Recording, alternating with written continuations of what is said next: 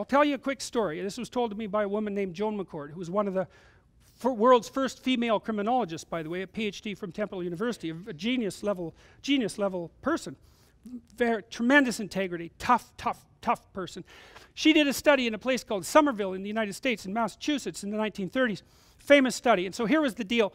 They'd identified a bunch of inner city kids in rough neighborhoods and felt, you know, that they were more likely to be on a criminal track.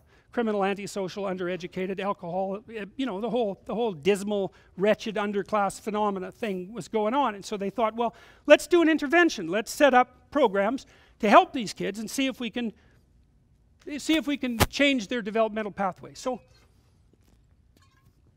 they designed a fine study, man. I had the kids, I'll get the details wrong, but I got the story right. They had the kids. They made them more literate. They educated them more. They had their parents take training courses. They did social skills training.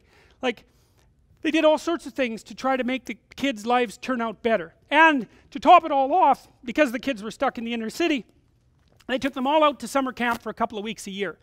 And so they could get away from the city and, you know, enjoy the countryside and have a little bit of a vacation, a little taste of a higher quality life. Yeah, so great. Everyone's thrilled with the damn program. The kids are having a great time at camp. The counselors are thrilled. The psychologists, they think they're doing a wonderful job. Great, it's working beautifully. Except, then they did the data analysis. Guess what happened? The kids in the treatment group, there was a control group, right, that didn't get all this special treatment, randomly assigned. It was a very nice experiment. The kids in the treatment group did worse on virtually everything that was measured.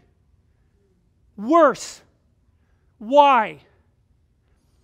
Don't put antisocial kids together in the same camp for 2 weeks during the year. Right, because what happens is that the bad kids teach the slightly less bad kids to be worse. It's a well-documented phenomena. That's why what happens in prisons happens in prisons. What we do with criminals is the worst thing you could possibly do to criminals if you don't want them to continue to be criminals, except for the fact that you keep them in there till they're old enough, generally speaking, so they're less likely to engage in criminal activity. But what was learned from the Somerville study was, don't be so sure your good intentions are going to produce the results that you intend, because they probably won't, and they probably won't for reasons that you never even imagined. And the other one was, don't group bad kids with good kids on the assumption that the good kids will make the bad kids better, because that isn't what happens. What happens is the reverse. If you put 2 or 3 bad kids with a bunch of good kids, then the good kids get worse. The bad kids don't get better.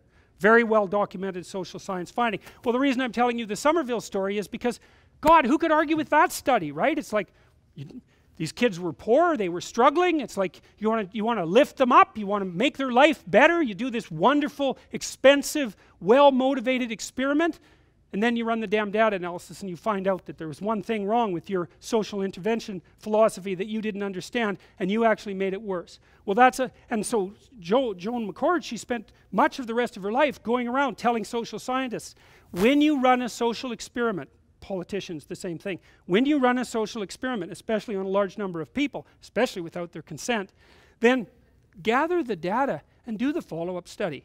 Because it's highly probable that you'll find that what you did didn't work, or maybe it even worked backwards. And you'll never know that unless you do the study. And so what people took away from that, the social interventionist types took away from that was, whatever you do with your social intervention policy, don't run the study. Right. Right. That was the wrong lesson, by the way.